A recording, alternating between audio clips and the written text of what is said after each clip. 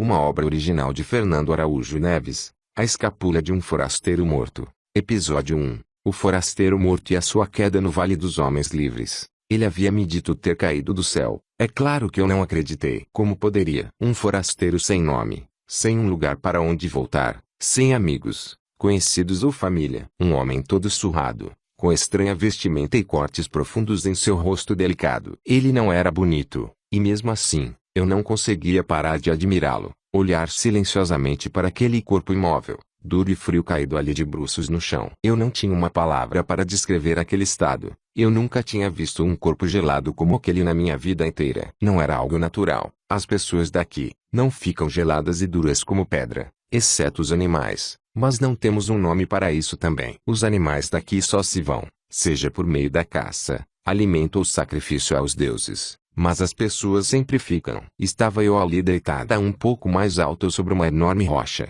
observando o céu azul e algumas poucas nuvens que se aproximavam lentamente vindas do leste. Não notei qualquer sinal de acinzentamento antes da repentina aparição do estranho forasteiro no meio do campo reservado aos animais de meu senhor. O vento naquele dia estava calmo, como se dançasse e sussurrasse as flores e relva de todo o vale uma canção cantada na língua de gigantes. A mais bela. O sol estava no meio do céu, radiante e mais amarelo do que aquelas frutinhas cultivadas nos solos de Doar-me-Duan do qual somente os nobres se deleitam. Minha irmã mais velha, Mia, contou-me uma vez ter provado dessa iguaria proibida aos escravos comuns. É claro que eu não acreditei, afinal nós servíamos a um senhor de muitas posses, um nobre conhecido como o Senhor dos Escravos Livres. Nós duas não fazíamos parte da casta comum, obviamente um grau abaixo. E o motivo não era complicado, regrado às leis de escravatura legal vigente. Não éramos comuns, simplesmente porque nós pertencíamos à casta dos bastardos, os bastardos da fazenda de Liambra. Nós duas efetivamente tínhamos um teto,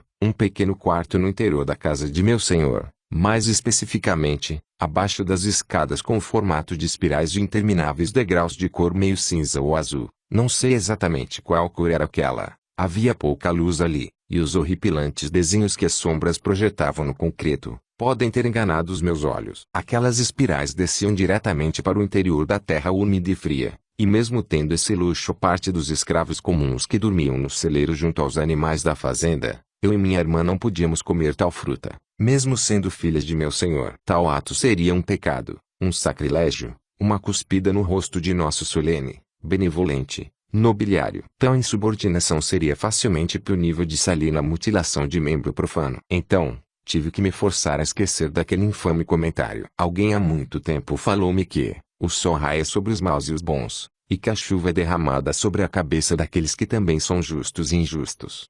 Pois é, eu nunca havia entendido muito bem o significado de tais palavras. Para ser sincera, eu nunca me considerei boa e justa, mas também não era má ou injusta. Eu nunca me senti livre mesmo, não de verdade, não até aquele instante, sereno momento em que aquele sol amarelo raiou sob meus pesados olhos. Lembro-me de sentir aquela gostosa melodia trazida pela brisa do vento tocar minha pele e entrar pelos meus ouvidos momentos antes de eu adormecer por completa. Adormeci por alguns segundos, não mais que uns instantes. Aquela rocha, calorosamente perfeita, me tirou um sorriso do rosto.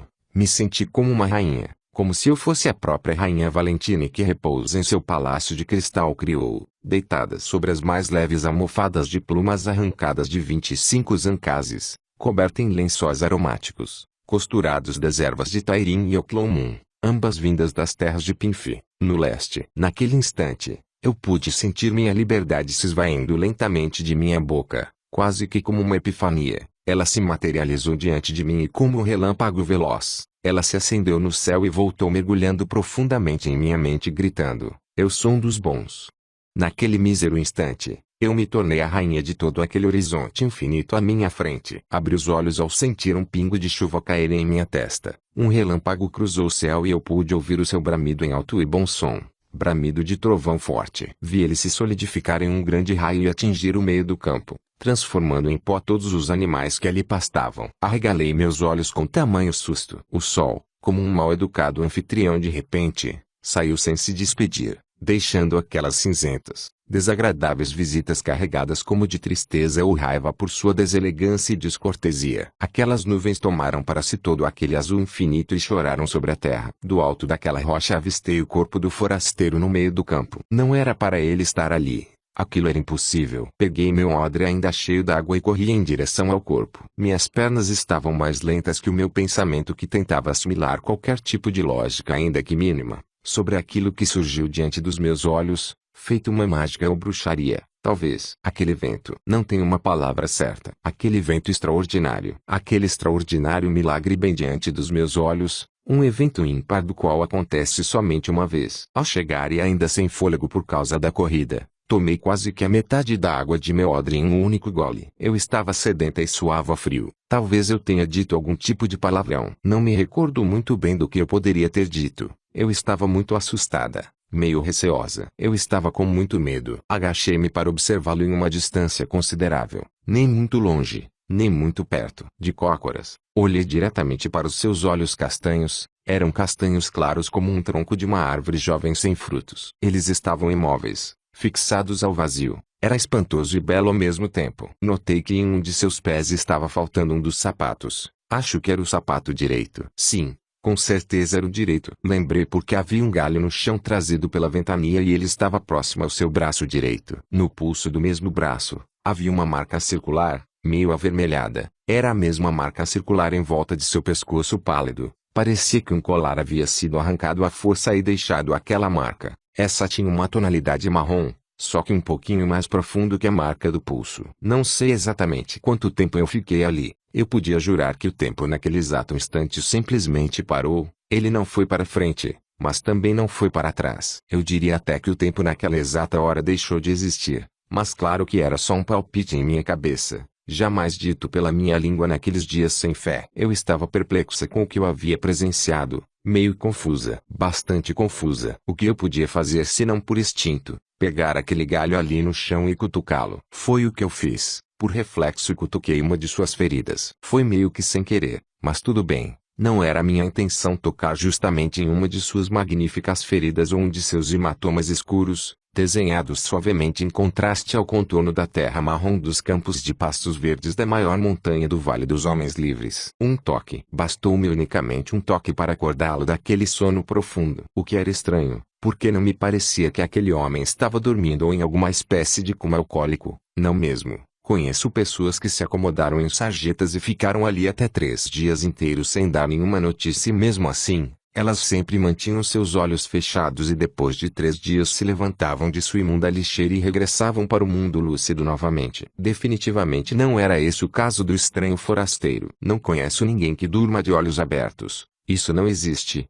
É um ato inconcebível para qualquer um que caminha pela terra. Aquilo era outra coisa. Uma coisa inexistente no meu mundo. Uma coisa sem nome, sem palpites, especulação, teoria ou mesmo pensamento filosófico. Uma coisa sem o seu estado, sem o seu ser. Ele se levantou rapidamente em um único urro de fôlego vindo lá do fundo de suas entranhas e se sentou. No reflexo de seu susto, ele passou a mão em seus cabelos ruivos. Eles estavam úmidos, encharcados de seu suor que escorria de sua cabeça como um rio que segue o seu curso livre e que se divide por rotas aleatórias até se encontrarem lá na frente novamente. Quando finalmente deságua no mar, aquele rio de sujeira e lama escorreu pelo seu rosto até a ponta de seu queixo e evaporou antes mesmo de tocar o solo. Nem percebi que seus cabelos eram mais claros. Como eu poderia atentar para aquele óbvio detalhe, depois do tremendo susto que ele me deu? Meu pé esquerdo se moveu uns 2 ou 3 passos para trás e eu quase perdi o equilíbrio ao bater meu calcanhar em uma pedra preta de uns 2 centímetros aproximadamente. Eu gritei muito alto, acho que até mais do que ele. Aquela minúscula pedra me arrancou um considerável sangramento que me deixou manca por 5 ou 6 dias. A dor era insuportável. Aquele estranho de olhos vidrados, secos e sangrentos observou-me fixamente lá no fundo de meu ser. Me senti como se eu estivesse completamente nua. Pude sentir as covinhas de minha bochecha se alargarem e se sobressaírem em um tom rosado. Não era como se fosse uma violação, mas foi extremamente desconfortável perceber aqueles sinistros espelhos manchados de sangue, guardião de suas avantajadas pupilas cor de madeira, me olhar em completo silêncio xingar e amaldiçoar aquela pedra até a sua 55ª geração. Por cerca de quase 2 minutos, O forasteiro não moveu qualquer músculo de seu corpo ou ruga de expressão de seu rosto. Eu diria até que ele entrou em uma espécie de transe ao me ouvir gritar, o que o impediu de perceber qualquer coisa sólida em sua frente. Acho que ele realmente não me viu, apesar de parecer me observar. Só me dei conta de que a mente dele não estava ali presente comigo. Depois de passado aqueles minutos após o seu despertar, ele só se sentou e ficou ali parado me olhando por 2 longos minutos. Ele acordou de seu sono, mas a impressão que ele me transpassou foi de que ainda estava ligado de uma maneira bem bizarra ao mundo dos sonhos, o mundo de Jin e de Nimue, os deuses gêmeos que guardam as fronteiras do sono, filhos de Jazatan, deus da luz branca e de Diagnis, a deusa do negro absoluto. Parecia até que ele havia ultrapassado para o lado sul das terras de Nimue, onde o pesadelo impera com uma força descomunal. Foi o que me veio à cabeça naquele momento, mas eu me enganei. Minha ignorância se prevaleceu naquela vez. Aquele homem não sonhou com nada de ruim ou bom. Ele nem mesmo era um filho deste mundo. Como poderia tal homem transitar entre as fronteiras de Jin e de Nimue? Hoje eu posso afirmar com veracidade que sua mente ficou sim, entre os 2 mundos, mas não tinha nenhuma relação ao nome dos deuses gêmeos, e sim, ao meu mundo e o mundo dele. Seu corpo caiu nesta terra, porém demorou um instante para que sua mente e corpo construíssem uma ponte sólida e se completassem em um único ser. Foi naquele instante, onde o tempo deixou sua existência e abriu aquela fenda invisível no céu, um portal dos vivos para o abismo da morte. Foi o que o estranho forasteiro me falou enquanto seguíamos a trilha de volta para a fazenda. Olhei para aquele homem de poucas palavras, como curiosa que sou, e perguntei o que significava aquela palavra. Ele não conseguiu conter-se e riu. Não achou que eu estivesse falando sério e devolveu minha indagação com outra pergunta. Na verdade fora 3. O que? Você não sabe o que a palavra morte significa? Quantos anos você tem? 12. 13 anos.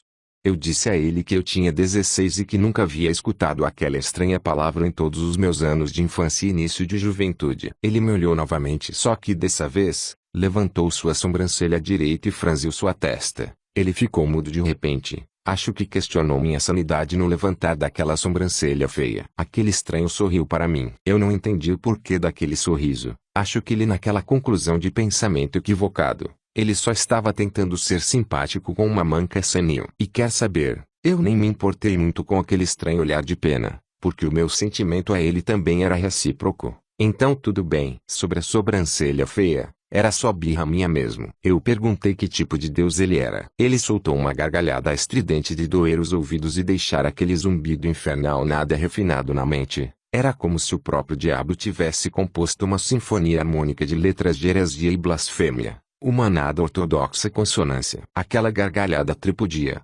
convertia-se em grunhidos de porcos espojados em plenitude e gozo de seu volutabro. Claro que eu não cuspi estas palavras de jeito recatadamente escuso ao vento. Eu tenho bom senso. Com extremo esforço mental consigo trancá-las em minha língua e impedi-las de se emanciparem. Mas quando estas já se dão em pensamentos aferrados, é imensamente impossível desgrudá-las da cabeça, mesmo elas sendo asquerosamente cruéis. É a verdade. Infelizmente não tenho o dom de apagar tais pensamentos independentes de sentimentos. Se eu os tivesse, eu os descartaria e convocaria outros de mais amigável índole para se assentarem e usurparem tal trono de massa cinzenta. Não sou um deus. Quem dera eu fosse um, respondeu ele de voz baixa e mansa. Ele não me levou a sério mais uma vez. Quanta ignorância provém deste coitado. Se não és um deus, o que é este infeliz? Pensei em meu íntimo. Fiquei possessa de raiva com tal indiferença comportamental daquele homem folgado. Profundamente possessa, daquele tipo em que os olhos piscam e se reviram freneticamente descontrolados, exibindo escancaradamente aqueles brancos e medonhos globos oculares, brancos como uma lisa clara de ovo de um nuque de escamas amarelas e 5 chifres cascudos curvados, quase tão duros quanto o nobre e distinto cristal criou. Admito que naquela oportuna hora faltou-me a capacidade e integridade solene para lidar de maneira madura, simples e louvável acerca de tal riso irritante que mais parecia um deboche do que qualquer outra coisa. Ele não era. Só depois de um longo tempo que eu pude perceber de forma mais clara que aqueles grunhidos infernais eram apenas o jeito bobo dele de lidar com as coisas do mundo, as novas outras coisas de outro mundo, estranho aos seus olhos e sentidos limitados do qual ele não entendia muito bem a sua lógica e seus porquês. Havia algo de muito incomum naquele homem. Eu não sabia dizer o que realmente era,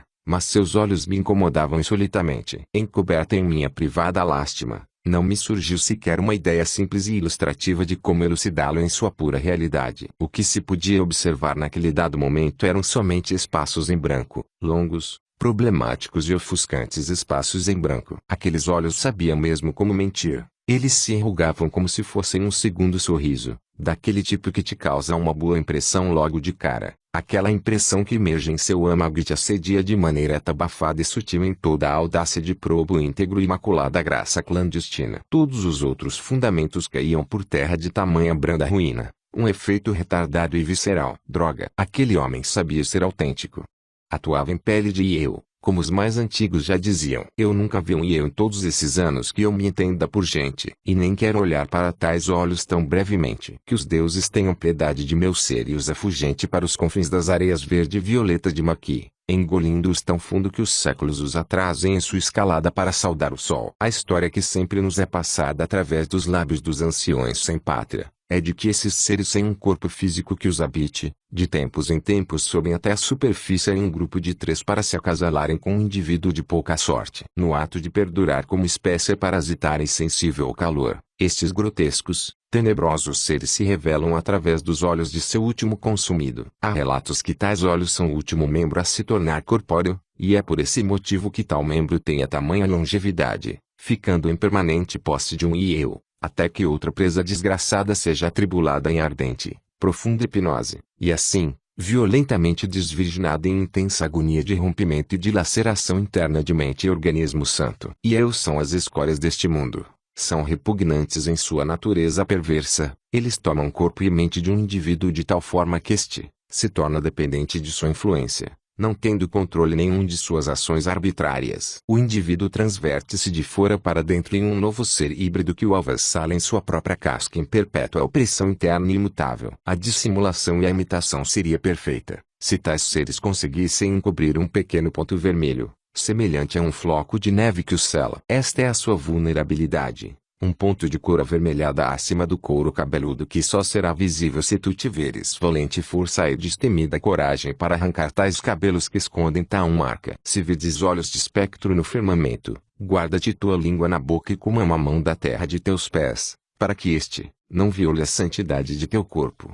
Estas eram sempre as palavras finais em todos os relatos de todas as línguas que contavam sobre tal lendária história. Aquele homem era como um eu, coberto de dura casca, invisível em estranho corpo e ladrão de memória alheia. Aquele forasteiro sem nome trazia certamente em seu semblante um profundo pesar, algo oculto por detrás daqueles olhos fundos, como um fedorento andarilho que tem como seu teto as estrelas do céu e é desprovido de um leito quente que esquente suas frieiras e lhe dê digno sono. Ele certamente escondia coisas, um tsunami de coisas. Coisas que aconteceram há tantas eras que se é impossível definir sua origem. Perderam-se em infinitas realidades, jaz esquecida no tempo. Tantos caminhos tortos, entrelaçados em amarras de difícil nó e que faziam daqueles olhos um falso sorriso. Um sorriso de essência triste. O mundo que ele antes conhecera, fez-se seu epílogo. Já se passou em outra existência, agora pertencente ao inalcançável contínuo provecto. Conversamos em 3 passos de tempo, ora curta, ora longa e outra hora era apenas silêncio. Falamos de muitas coisas do meu mundo e do mundo dele,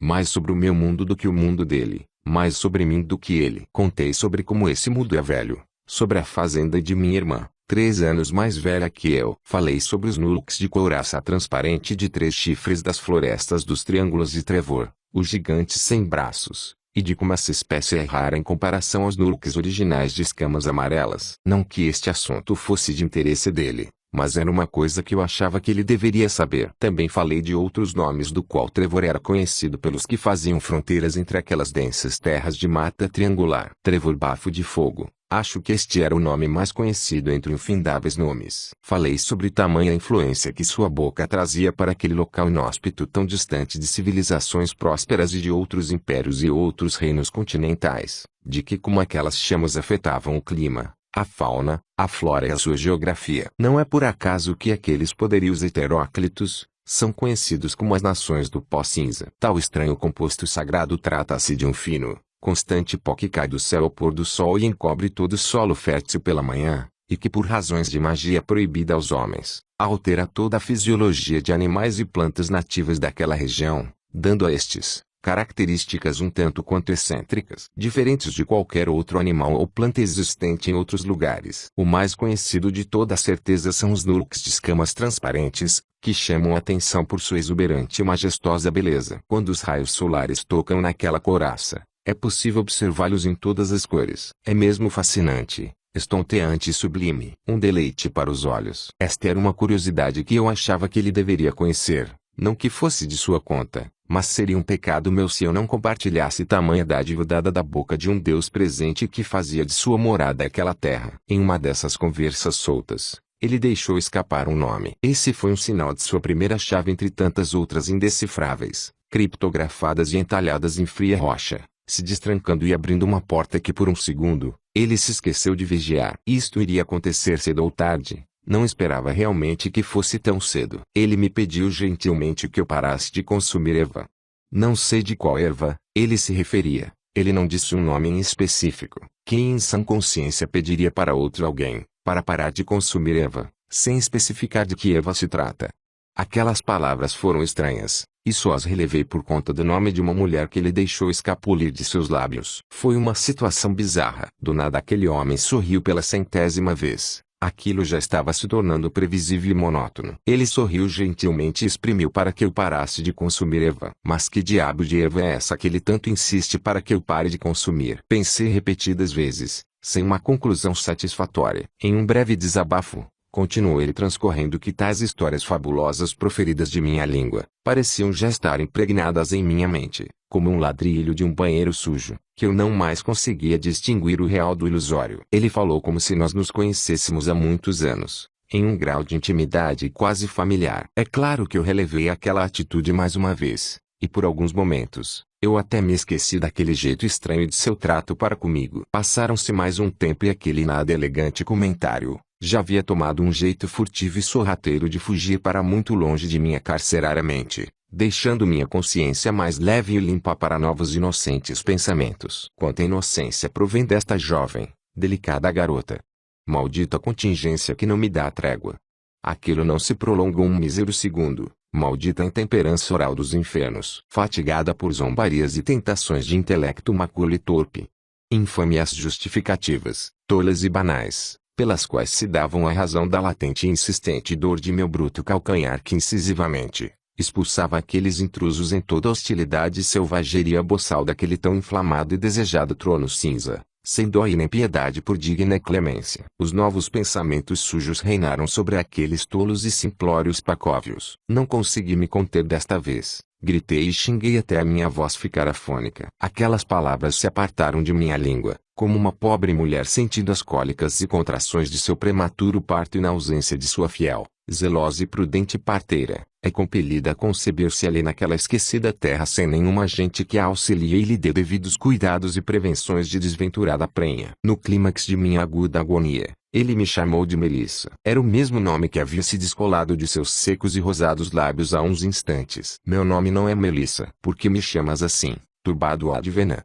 Seu silêncio nunca foi tão ensurdecedor quanto ao final daquele consternado questionamento. Não ouvi aqueles ruídos infernais por um longo tempo. Tentei de intrometida fisgar qualquer outro assunto que o levasse a dizer aquele nome mais uma vez. Não consegui, e a cada vez que nós avançávamos para uma nova trilha, ele se desculpava e mudava a nossa trajetória para outro sentido que não fosse de sua intimidade. Repetimos massivos caminhos circulares que chegavam ao ponto nome, e ele mais uma vez recuava, como um temeroso cão que corre para dentro da casa de seu dono ao ouvir trovoadas no céu. Aquele meu falatório se repetia e repetia insistentemente. Eu podia jurar que em uma dessas minhas investidas, ele me olhou como se eu fosse o próprio diabo na terra. Eu acho que o irritei. Eu estava pisando em terras desconhecidas e me esqueci de olhar o chão em que eu estava pisando.